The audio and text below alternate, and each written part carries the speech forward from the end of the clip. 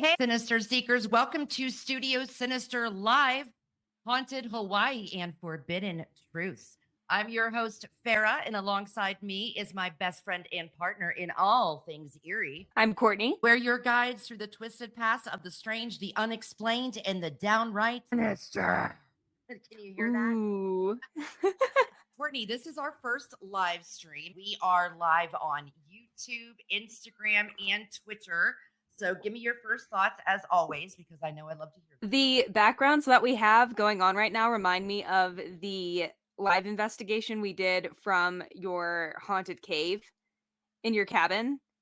Oh my God, yes. That's That's a what the vibe is right now, and I'm really excited about that. I like it. And I wasn't even thinking about that. I was just thinking about the whole ambiance of the episode. But you're right. Like the Mhm. cave. Oh my gosh, that was such fun when we did that. I started off doing the Conversation Cabin podcast where I was living on 488 acres of land with a haunted cave and a haunted cabin.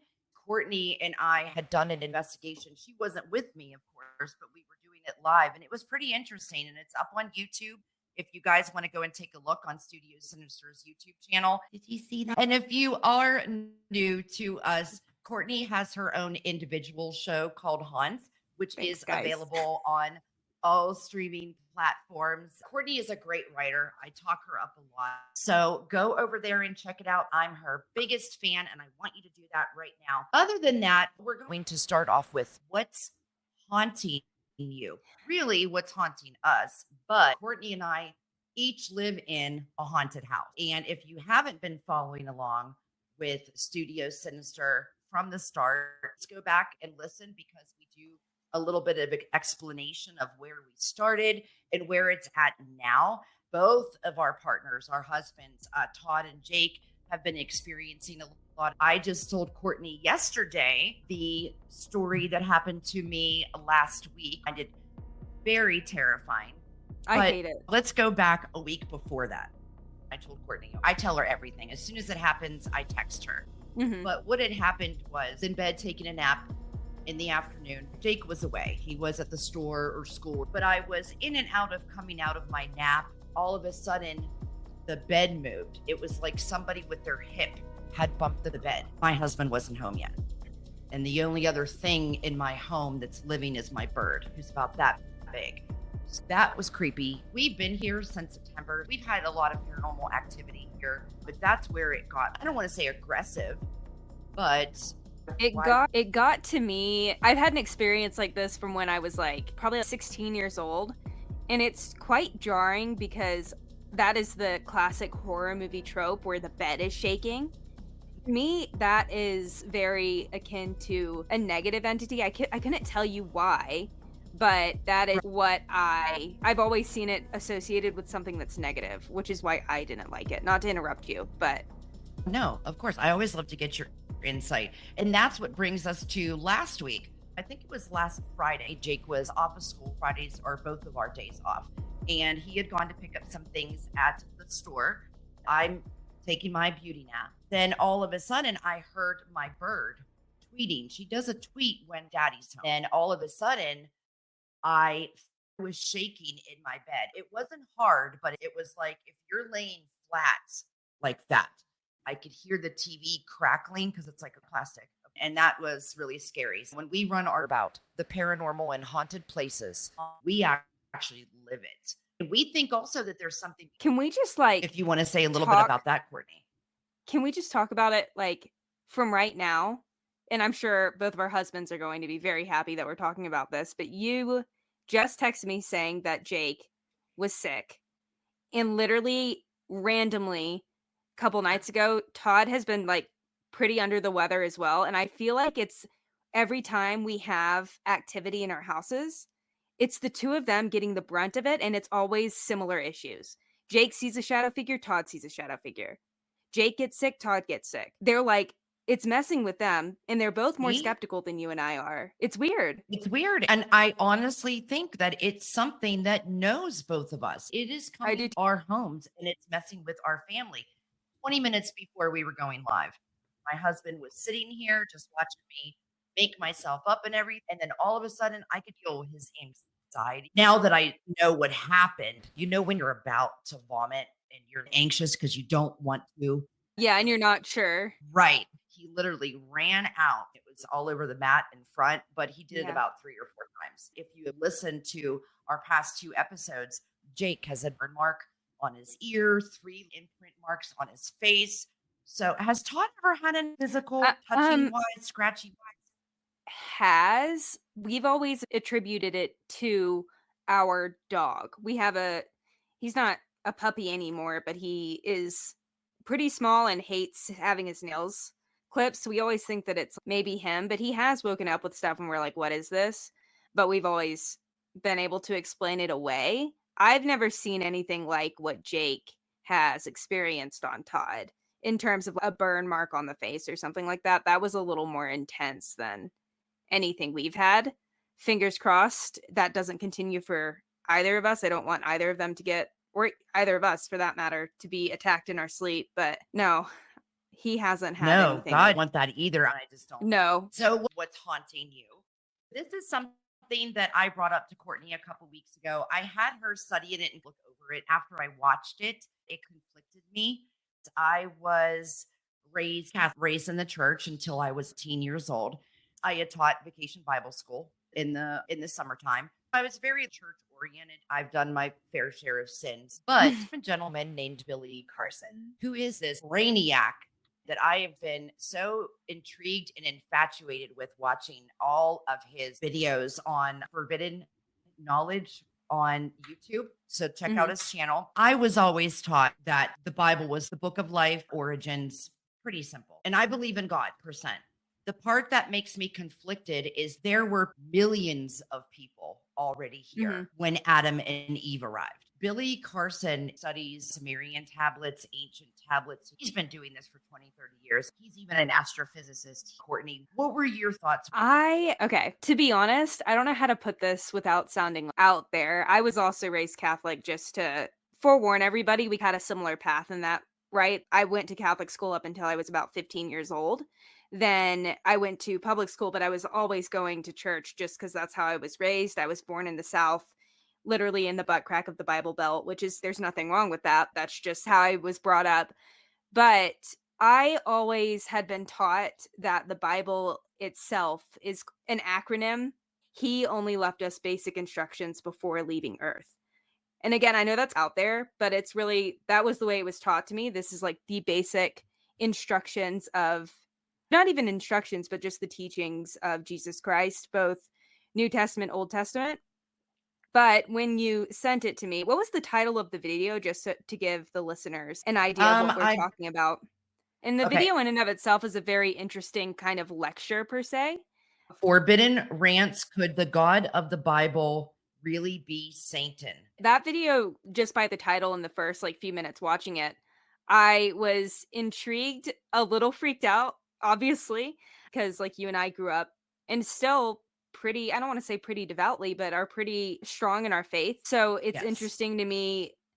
That was obviously quite the claim to make, but also at the same time, by the time it was over, I felt a little validated, if that makes sense, because I've always been the kind of person, even though I was taught the basic instructions acronym when I was in grade school, I have always felt like the Bible could potentially be inherently flawed because it was written by man, and we are, as a species, inherently flawed.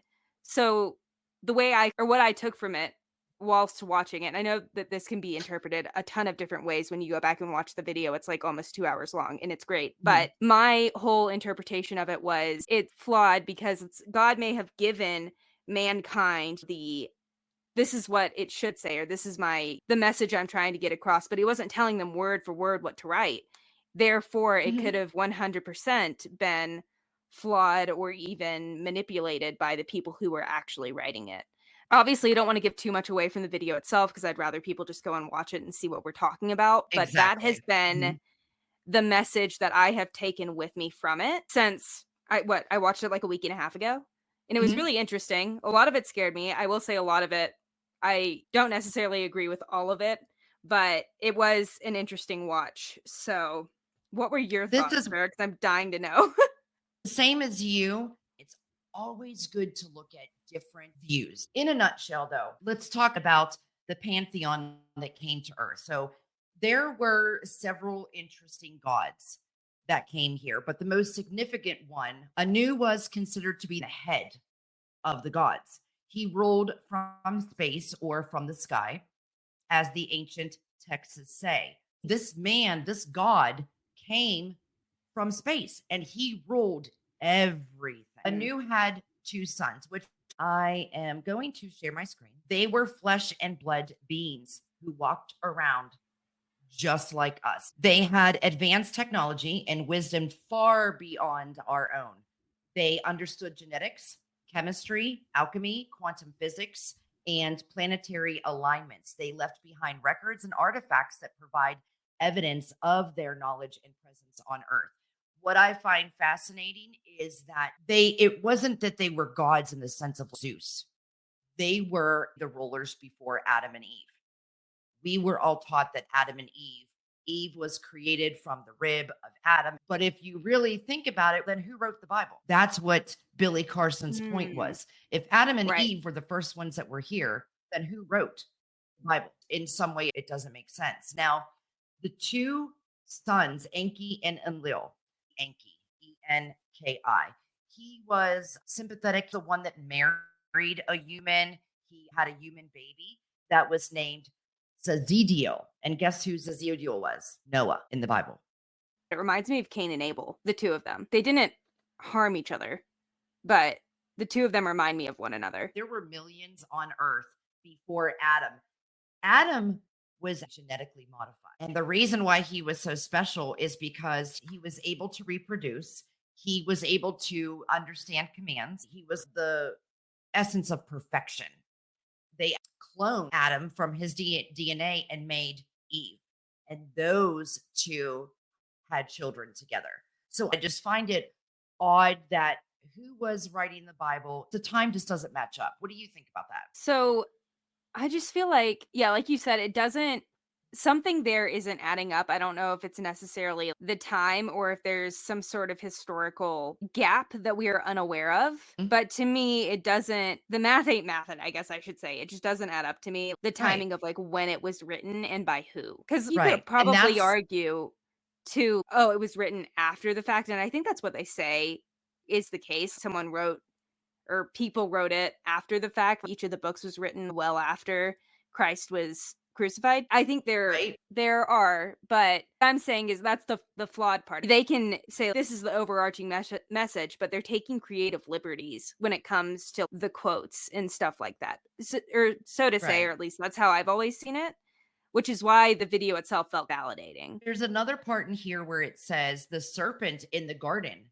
So we all know the serpent in the Garden of Eden was supposed to be bad. It was always conceived as being a negative thing. But in ancient times, the serpent was actually a symbol of wisdom and knowledge. That sure Dude, isn't evil. that blew That means my mind. When he brought it up, I was like, that is like, it makes sense because I've been taught that like, snake means wisdom, knowledge. But when he was like, oh, this is the codex that they use for medical degrees and stuff like that, I was like, oh, yeah.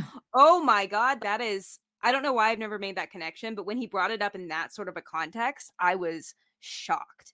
Obviously, I still am. So was I. Why would that be on the front of a doctor's lab coat on hospitals if it meant evil? Then my gosh, nobody would walk into a hospital or see a doctor. Or that's why everyone's scared. Not everyone, but there's that's a huge phobia, a pretty common phobia of people being scared and fearful to go to the doctor. And I wonder if Right. that has like some sort of psychological impression on us. Mhm. Obviously, no one's like making that connection and being like, you have a snake on your shirt, I'm scared of you. But I wonder if psychologically there's something there. I think so. I do. I think so. These two, Enki and Anil, was given control of Earth, even though Enki's name was used to name the planet. Enlil ruled and ran the planet while Enki operated underneath him. Enki was a scientist and a geneticist, while Enil was more of a ruler and an architect. Enil created a place called Eden, which was an outdoor laboratory with strict access control. when they had cloned Eve from Adam, that outside laboratory, the Garden of Eden, they had timed sex. They would go out, frolic amongst each other, and then, okay, it's time to come back in. This is all on ancient text. Did he mention whether or not the ancient texts were written before the Bible, or was it all around the same time? I'm assuming way No, before. way before the Bible. The Marian tablets are known as like the most ancient, which are these ones. See, right there, it doesn't add up to me. I don't know. I don't want Exactly. to refute the Holy Bible and all, because I do think there's a lot of good messages in there, but I've also at the same time always felt that there have been some pretty wild things in there as well. If Mhm. you've I'm sure you've studied it, but I went to scripture classes for most of my early Mhm. childhood and high school education. And it's like when you get into it to that level of like when you're studying it as if it's a class, because like I literally had to take scripture classes to graduate. I had to pass those, which is Wow. fine. And then when Okay. I was in college, I went and did like world religions class and got even more exposed, not just to Christianity, but to all of the world's religions, which I really enjoyed. But when you are studying the Bible to that level of degree, or any religious text for that matter, you see it for all of its good messages as well as all of its bad messages. And there's some Mhm. messages in there that are pretty shocking, and obviously it was written what, thousands and thousands of years ago, and it was a very Right. different time. But I just think it goes to show the Bible in and of itself is a story that shows how flawed men can be, or not just men, but humanity in and of itself. Maybe that was the message the creator, whoever he may be, was trying to get across, perhaps. I don't know, Mhm. but that's how I've always seen it. I agree with you. I'm not saying that I believe it 100% or that I'm saying everything that I learned or was taught was a lie or anything like that. I'm studying Exactly. and I would like you and I to do an episode or two on this and get a little bit deeper in it. I think it's an amazing topic. It's an ancient alien civilization, which brings something that I had put on Instagram. I had made a short video about Easter Island that had been burned Yeah. down. Yeah. So, see, someone's trying to erase history because people are coming out and saying that there were people a long time ago here and they came from space and they ruled the world and there's Texas to prove it. What normal person on a regular day could take a boat to Easter Island with the most hazardous chemicals on earth and a lot of it too, by the way, haul them across sea without getting stopped anywhere, pull them up onto the island, take them to each huge statue, pour it over the statue and light it on fire. Someone pretty high up had to do that. Was that Seems done on like purpose? That wasn't like an accidental fire? no, it was a chemical that was put on that actually could melt Oh, stone. God. Okay. No, I this didn't know wasn't that. accidental. This was arson. Haven't you ever wondered when you look at an Egyptian pyramid how they were able to grab 50-ton rock from where and put it where the pyramids From are where? and put it all like how would they carry 50 tons of rock?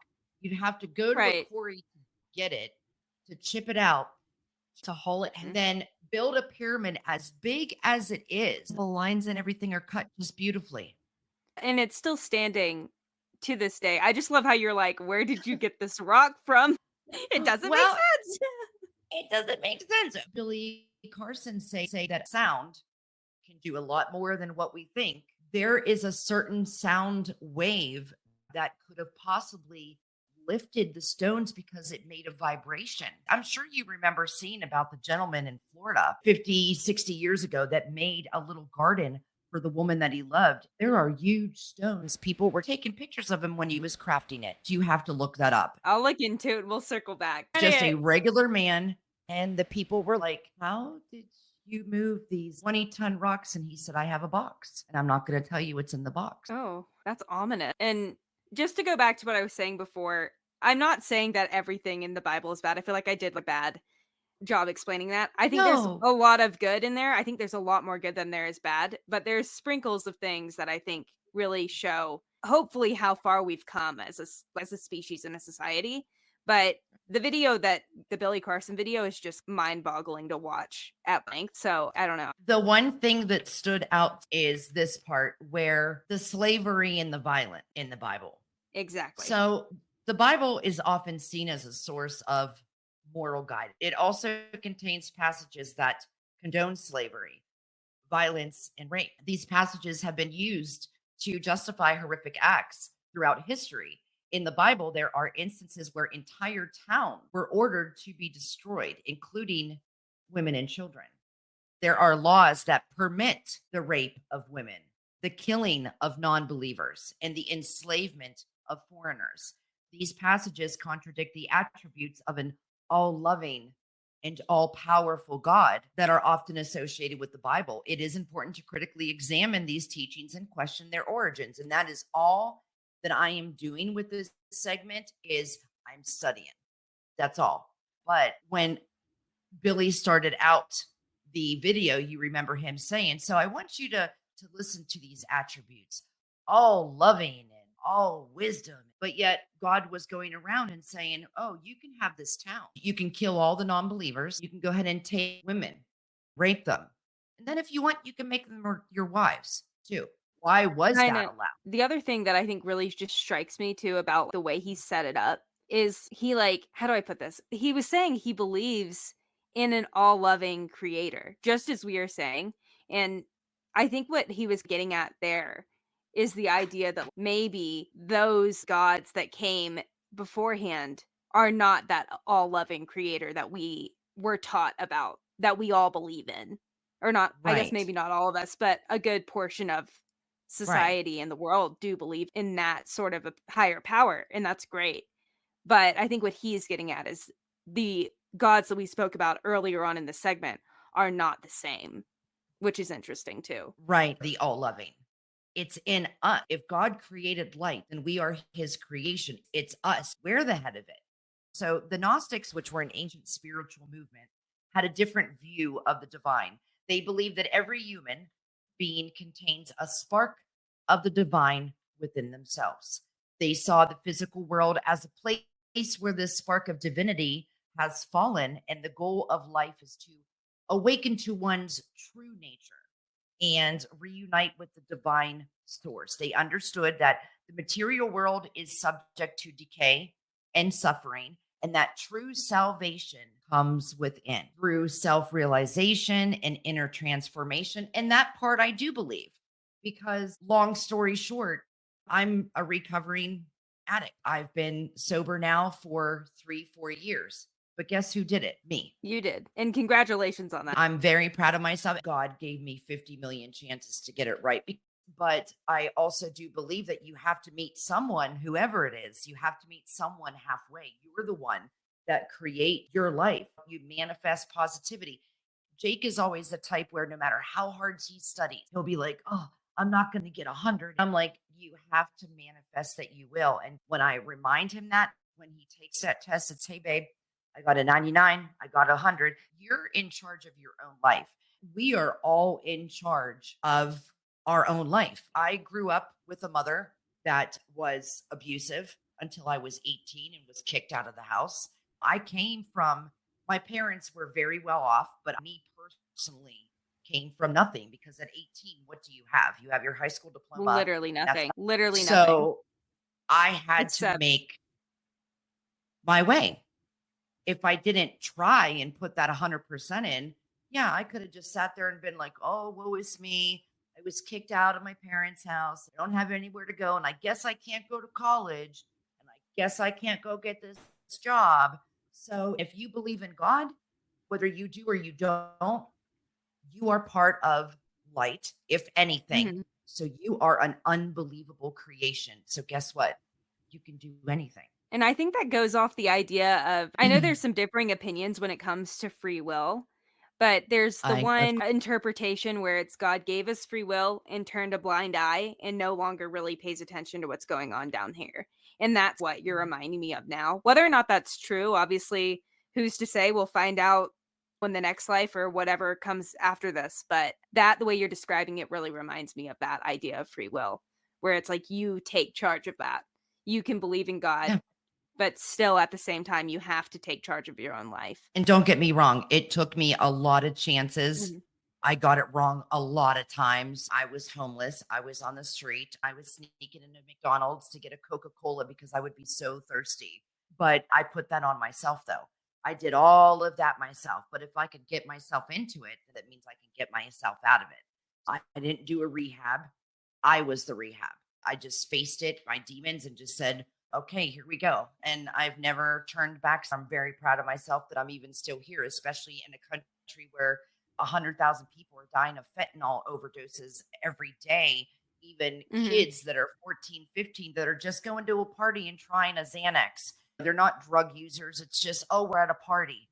Let's try this. And it's that one pill, and their whole life is taken away. I had 3 times where I almost didn't wake up. I had a couple of chances to get it right, but the misinterpretation of scripture, it's the true message of spirituality, enlightenment has been overshadowed by power and control.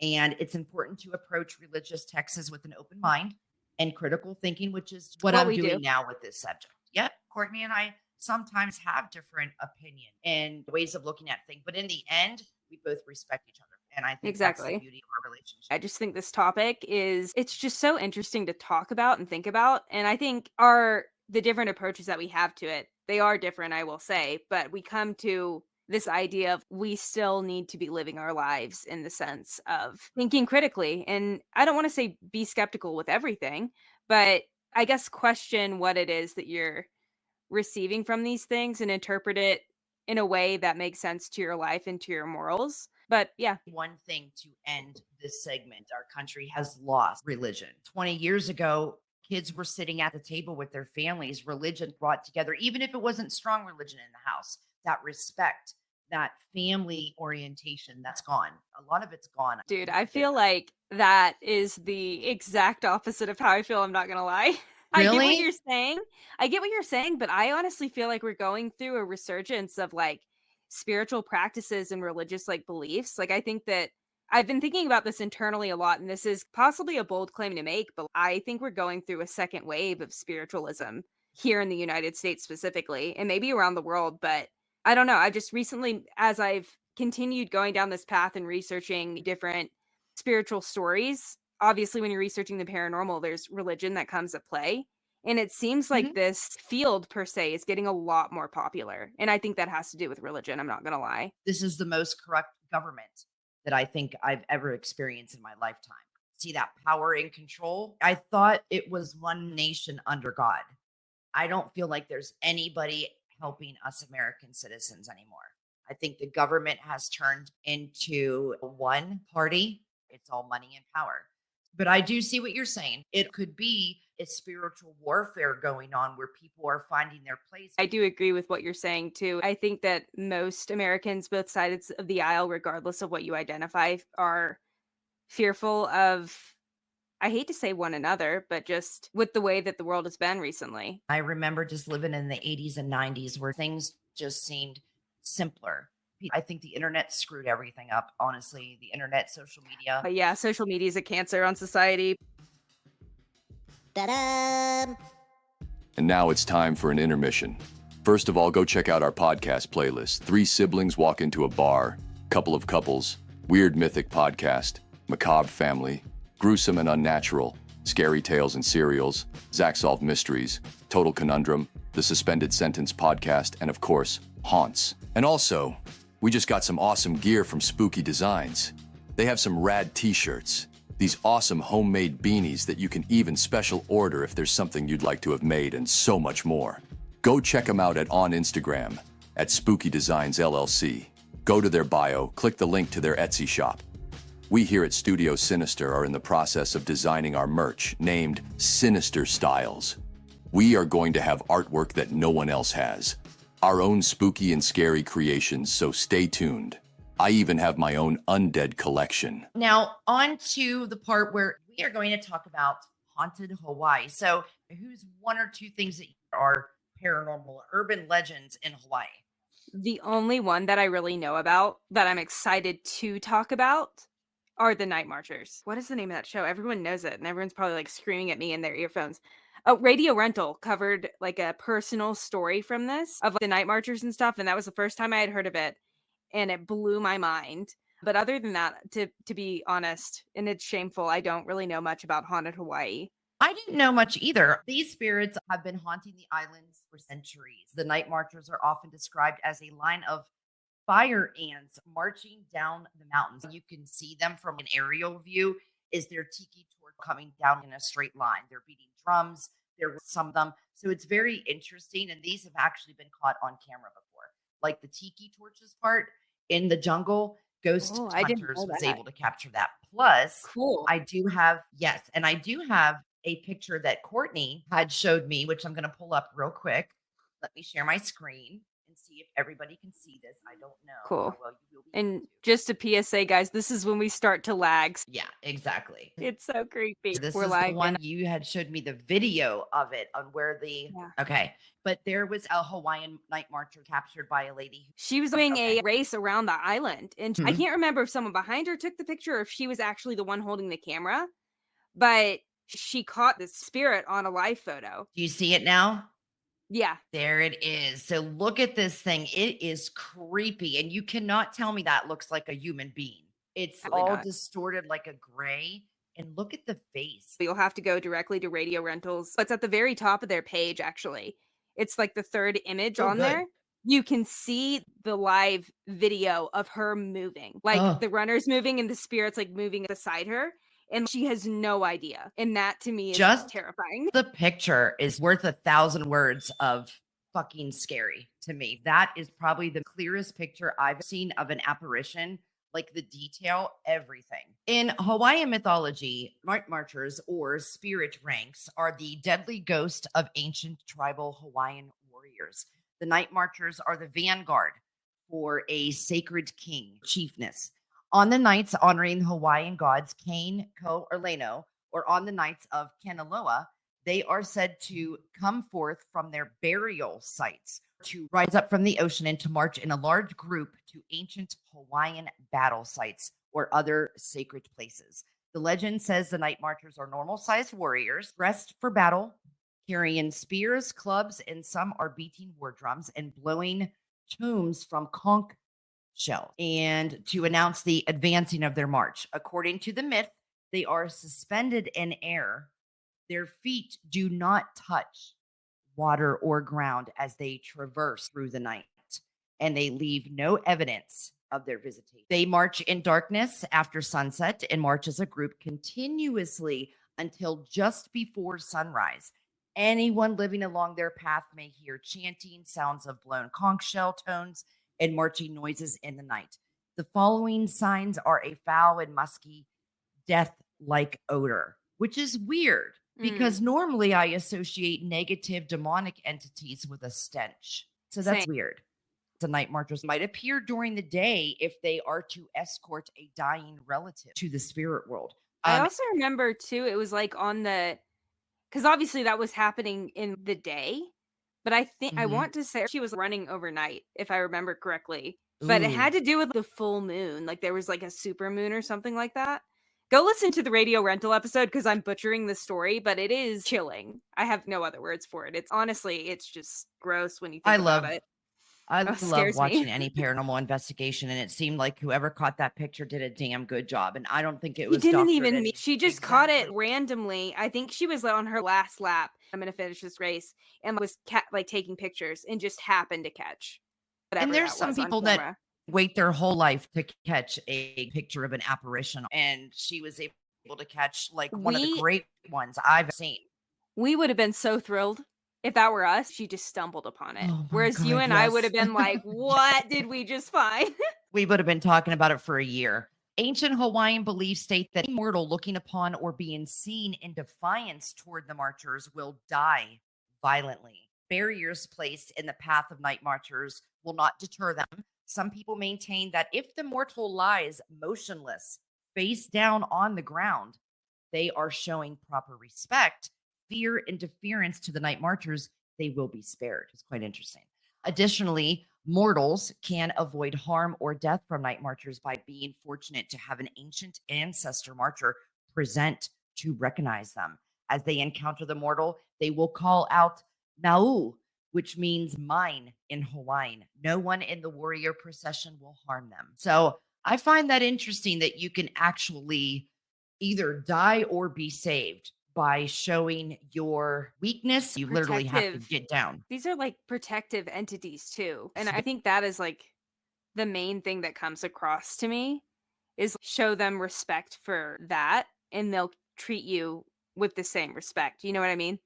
In any form of spirit, I always say this when I watch paranormal investigation shows, have respect, because we're going to be one of those people one day. And I don't want somebody coming in 20 hours a day. Will you touch that REM pod over there? To drive me nuts. Right. And But, that's the premise of like the whole last episode I did on haunts. It's these are real people. they should be respected, like Mhm. Abigail. Like Abigail. I think I she love might be our Abigail. favorite ghost. I want to go there to be able to talk I to her. do And we're too. talking about Abigail in the Conjuring House. But Mhm. anyway, to try to get through some of this, because we are running out of time, the ceremony and conduct of the march are customized to the taste of its honored warrior leader. A Hawaiian king or chief is known to be fond of music, would be honored with much drumming and chanting. If the king or chief enjoyed peace and quiet, the march would be as silent as possible. Further, if the king or chief did not like to walk around much, he would be carried in a sling by the warriors. In ancient Hawaiian lore, the laws declared body parts of a king or chief to be sacred and not to be seen by a mortal. The punishment for looking at these parts is always instant death, usually by bolts of intense light and flaming heat, originating from several of the warriors' eyes aimed What? toward the mortal, right? Okay.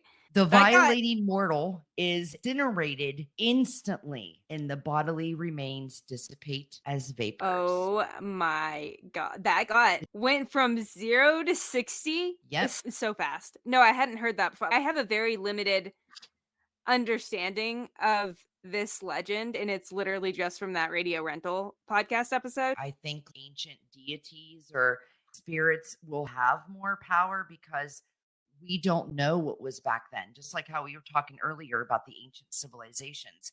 Anu ruled the entire cosmos and universe, and then his son ruled Earth. We have no idea what was before us and what kind of power that they had. So I always think of ancient spirits or gods like this to be very strong, and I guess they can incinerate humans, which is quite crazy. Literally. The night marchers command our attention, their deeds, yet the burning question persists.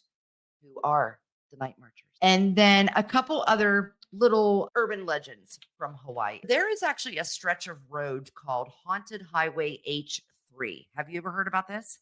No, but I'm excited. So as we make our way up H3, the haunted reputation of this highway looms over us. The air is heavy with an unsettling scent reminiscent of death. I find that just Why does everything so is it just Hawaii? Is it just Hawaii? I'm sure that with the volcanic activity there, there's probably some sulfuric smells here and there, just like logically speaking. But it's interesting that these legends are associated with that smell as well. Right, Because it you just- think it would be, or from my own personal experience, like Yellowstone obviously isn't very far from here. We have a lot of volcanic activity. We have a lot of, they call them paint pots, but it's basically molten sulfur.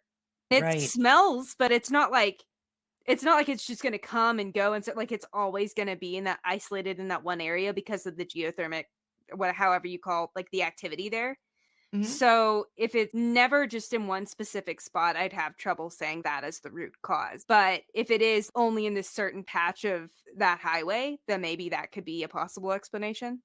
Just like coming at it from a logical perspective. You mentioned Yellowstone. Is there any does that have any paranormal activity out there? Oh yeah. Really? Oh yeah. You should do for one of our episodes. You should cover Yellowstone. There's too much paranormal activity, but there's too much paranormal activity going on in that park to fit into one episode. I did one ghost story at one location on haunts, literally one spirit, and it took up a 20-minute episode. We'll Dive into it. Yeah, we'll do like a session, like a part 1, part 2, and split it Yeah. then. You look at some and I'll look at some. Oh, That wow, sounds good. crazy. So haunted. Stories of unintended deaths and mysterious encounters plague this area. Perhaps it's the proximity to the pulley or the tales we've heard while coming up the grapevine. Regardless, we brace ourselves for the unknown as we continue our ascent. So H is this stretch of highway and it is terrifying. Ooh, okay. And I I'm was talking, thinking, it's like on the side of the mountain, but it's like jungle parts too. okay. So is it like And scary on the side of a mountain? Because that's what I was picturing. yes, and there's Okay. places where it gets dark. But H3 is not without its controversies. The construction and development of this highway have disrupted sacred Hawaiian sites and unearthed burial areas. Now, what do you and I No. know about No. places? I know, because first thing that what I thought was the Lake Georgia, the Lake Lanier. Yeah. when you That mess place with is something, when you build over something, you flood something. In that case of Lake Lanier, you're going to get some feedback from the spirits. And the fact that they dug up burial areas, first of all, in to Hawaii, me, why would you want to do that? what really bothers me is the fact that they are disturbing sacred sites. That is a Right. huge strikes a nerve with me. That makes me unspeakably angry when people do that. Same thing with Mhm. desecrating grave sites, same thing with linear. That whole story in and of itself is mind-boggling to me for so many reasons. Anyways, not to go off on another tangent, but the fact that you are going into a sacred place, in a place that the state of Hawaii too, it's held so sacred to like the native peoples there that Right. Why the would you fact that do you're that? building a highway through it is number one, so disrespectful, but number two, like you're asking for trouble. It just seems like something I wouldn't want to risk because that does have so much ancient history there. Yeah, and with the tourism industry too, like they're that in and of itself is not good. I don't know how else to put that. The native Hawaiians do not. I don't want to say that they don't want it because I'm sure they are not gonna be mean to people who come there, but Well, of course not. Yeah, right. we're taking like the tourism industry is really taking advantage of something that they hold so near and dear, and that's a shame. It really is. That's why I would go to Hawaii to see that culture, see the sites, the burial, and pay respects to this beautiful land, this beautiful mountain, this beautiful sea. Like that's what it's known for. Why do you take from that? It's a shame. And guess what is also known? Major UFO sightings. I am not surprised at all. Yep. It is a huge hot spot for not only ghostly encounters of ancient spirits, but also for UFO sightings. During the construction of this highway, many reported seeing orange lights in the shape of dinner plates hovering in the sky. The presence of extraterrestrial activity adds another layer of intrigue to this already haunted road. Safai, the caretaker of a nearby sacred location, says that there's a lot of spiritual significance of this area. Even in the daytime, people are said to see ghosts in white. It's very crazy. So that's a little bit of H3. Can I ask, what island is that on? Honolulu. Okay. I would love to live in Hawaii one day. When I retire, I'd love to live there. I Love it. couldn't. It's too warm there. I am a Yeah. winter person. Really? girl. Yeah. Why do you think I live here? Oh my God, it's winter all the time here. I just thought you liked Montana because it is beautiful. Oh, I love Montana, but one of the reasons why I love it is because I love winter and snow and being cold and going skiing. I will have to say the older I've gotten, the less I like summer.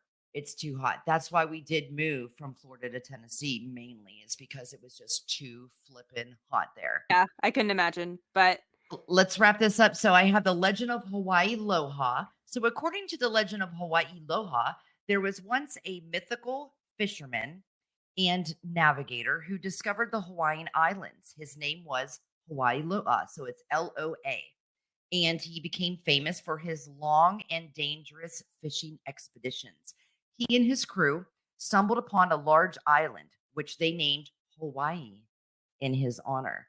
Hawaii Loha settled on the islands with his family, including his eldest son, Maui, his younger son, and his daughter.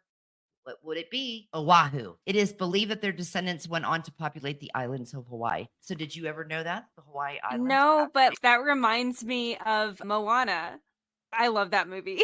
Oh, I was thinking of a different Disney movie. Oh, Lilo and Stitch? Yeah. Is that, I yeah. like I like I mean, Lilo and Stitch. I do too. The I reason why haven't this seen that reminds me, one.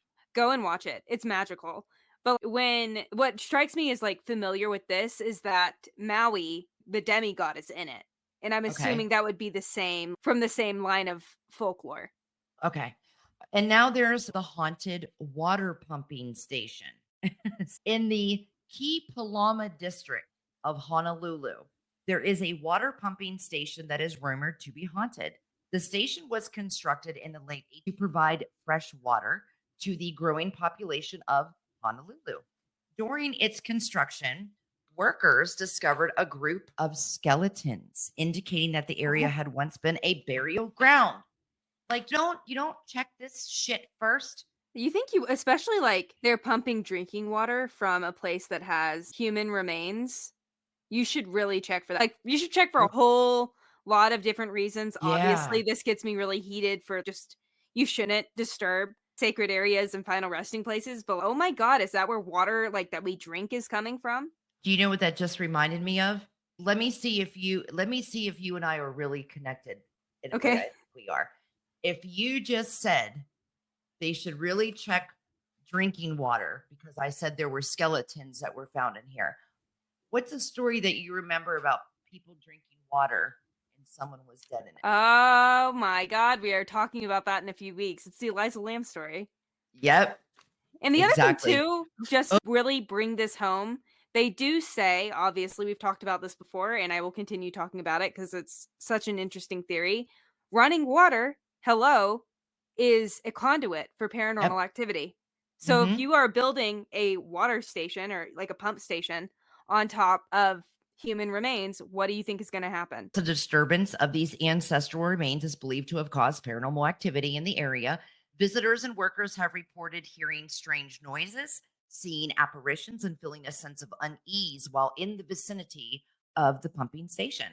And then, last but not least, the faceless woman. So, Ew. another haunting tale from Honolulu involves the legend of the faceless woman. This ghostly figure is said to have Japanese origins, which is found quite interesting, and is often seen in isolated areas. The faceless woman appears to have no facial features or has a face that recedes until it becomes a faceless woman. Remain a mystery, but her presence continues to haunt the city. She has been seen on Highway 3 before, and it does remind me of the Japanese story of the Japanese Split mouth woman.